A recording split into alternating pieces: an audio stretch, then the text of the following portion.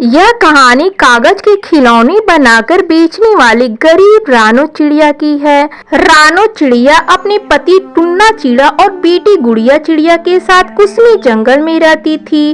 वह रंग बिरंगे कागज से तरह तरह के खिलौने बनाकर जंगल के बाजार में बेचती थी। लो भाई, आ गई रानो कागज के खिलौने वाली, कागज की नाव, कागज की सिपाहियाँ, कागज का घर, कागज के फूल, जो अच्छा लगे खरीद लो जल्दी से। रानो आंटी, ये कागज की फिरकी और नाव कितने की है? ना कम ना ज्यादा, सब मिला के 500 रुपए का हुआ, कहो तो दो। हाँ दे दो रानो आंटी, पूरी जंगल में आप जैसा कागज के खिलौने बेचने वाला कहीं नहीं मिलेंगे।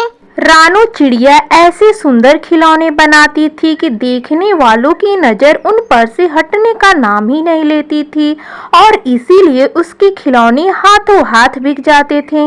एक दिन रानो चिड़िया जंगल के बाजार में खिलौने बेच रही थी, तभी दो दुष्ट काले बादल वहां पर आते हैं।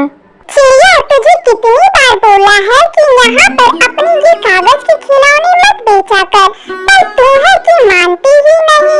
तेरी वजह से पता है हमें कितनी परेशानी झेलनी पड़ रही है।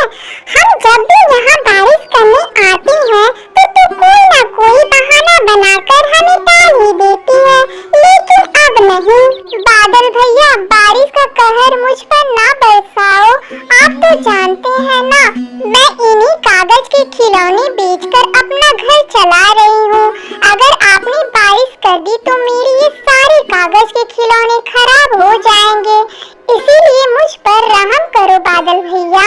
सुनो रानो चिड़िया, मैं तुम्हें सिर्फ 2 दिन का समय दे रहा हूँ। अगर तुमने ये कागज का काम बंद नहीं किया तो मैं यहाँ पर इतनी बारिश करूँगा कि तुम्हें अपनी नानी याद आ जाएगी। बादल भैया, वैसे भी इस जंगल में बारिश की अभी कोई जरूरत नहीं है, फिर भी आप अपनी खुशी के लिए यहाँ बरसना चाहते हैं, यह तो बिल्कुल गलत है। बस रानो बस, अब और नहीं। तुम नहीं जानती मैं क्या कर सकता हूँ, इसीलिए मुझसे पंगा मत लो, वरना इसका तुम्हें बहुत बड़ा हर्जाना चुकाना पड़ेगा। तुम्हारे साथ साथ इस जंगल के पक्षियों को भी भारी नुकसान झेलना पड़ेगा।